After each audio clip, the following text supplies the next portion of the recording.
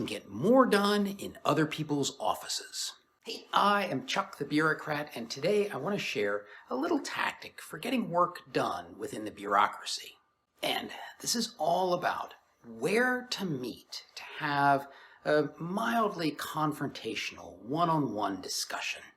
To set the stage, there will eventually be some kind of meeting where your colonel or your executive runs into stiff, possibly unexpected resistance from some other office.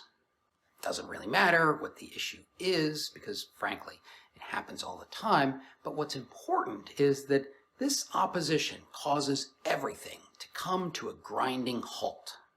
So, after the meeting, an action officer, you or somebody like you, is going to have to go talk to their office, figure out what's really going on, and get things back on track. Which means you are going to have to talk to your counterpart in that opposing office. Now, there is an elegant way to get this done, but it might not be immediately obvious. In fact, it took me a while to learn this tactic because the folks I started out with tended to take a very aggressive and I would say counterproductive stance in this situation. What they would do is they would call a formal meeting and they would schedule one of our conference rooms, and then they would demand that representatives from the other office come to our office and justify their position. That was about as effective as trying to stuff a cat in a mayonnaise jar. I never saw it work, but I saw it backfire in just about every way you could possibly imagine. The other office would just reschedule and reschedule and reschedule, or they'd send representatives who had no idea what was going on. Or, if decent representatives did show up, they would claim to have all sorts of supporting documentation back at their office, but then they'd never provide anything.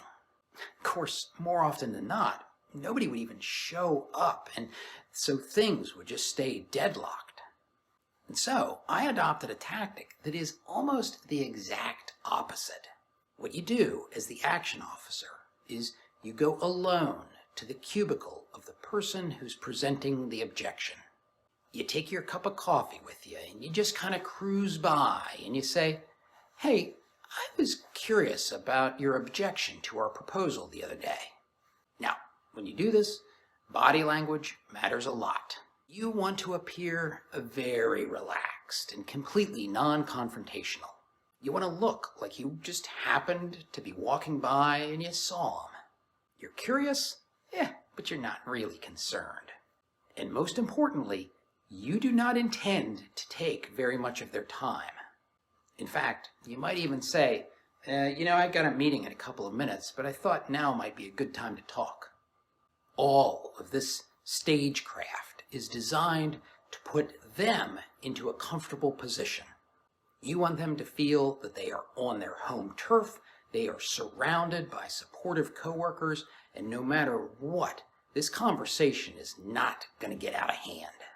And the funny thing is, you want them to feel like they have the upper hand. You want them to firmly and clearly state their position. You actually want their cube mate to jump in and explain some fine point. Because here's the thing, you do not overcome an objection by ignoring it. You overcome an objection by understanding it. Once you understand their objection, you can recraft your office's position to accommodate it, or you can determine whether or not it even matters in this situation.